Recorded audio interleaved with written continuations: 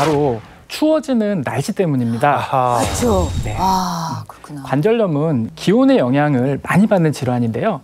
기온이 떨어지면 혈관이 수축되고 관절 주변의 혈액순환이 원활하지 않게 됩니다. 이로 인해서 근육과 인대가 경직되고 관절에 압력이 가해져서 통증이 심해지는 거죠. 또 관절 안에는 관절의 윤활유 역할을 하는 관절액이 있는데요. 관절액도 기온이 내려가면 굳습니다. 그러면서 통증은 더 심해지는데요. 또 경직된 상태에서는 관절에 가해지는 외부 충격도 흡수하기가 어려워져서 다칠 확률도 그만큼 높아집니다. 그러네요. 근데 제 주변에 보면 관절이 멀쩡한 친구들이 없어. 뭐 누구는 무릎에 물을 뺐다는 둥, 누구는 발목에 관절염이 생겼다는 둥, 팔목에 관절염이 있다는 둥. 제가 볼 때는 죄다 관절염 환자뿐인 것 같은데 혹시 제 주변만 그런 건 아니죠? 실제로도 이 퇴행성 관절염 환자들이 꾸준히 늘어나고 있습니다. 특히 50대 이상에게 이 관절염은 감기다. 라는 말이 있을 정도로 나이가 들수록 더욱더 주의해야 될 질병인데요. 이 건강보험심사평가원 자료에 의하면 해마다 이 퇴행성 관절염 환자 수가 증가를 해서 2022년 기준 국내 퇴행성 관절염 환자는 417만 8,974명에 이릅니다. 그래서 이제 우리나라 국민을 대상으로 가장 우려되는 질환을 묻는 답변에도 1위가 암. 2위가 바로 관절염인 것으로 2위가 관절염이에요.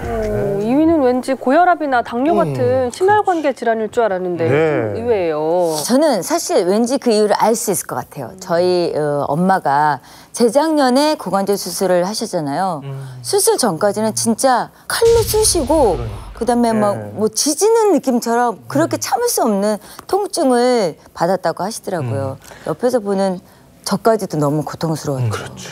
네, 그래서 우리 한의학에서는요, 그 고통을 어떻게 표현을 했냐 하면 전신의 근육과 관절이 마치 호랑이에게 물어뜯기는 것처럼 고통스럽다고 해서요. 네, 이 퇴행성 관절염을 백호풍이라고 부르기도 했습니다. 또 이 관절염은 인간이 겪는 가장 고통스러운 질환 중 하나로 꼽기도 했는데요. 실제로 한 조사에서 무릎 관절 환자의 통증 수치를 조사를 해봤더니 관절염 환자 21.4%가 그 수치를 10이라고 답했다고 합니다.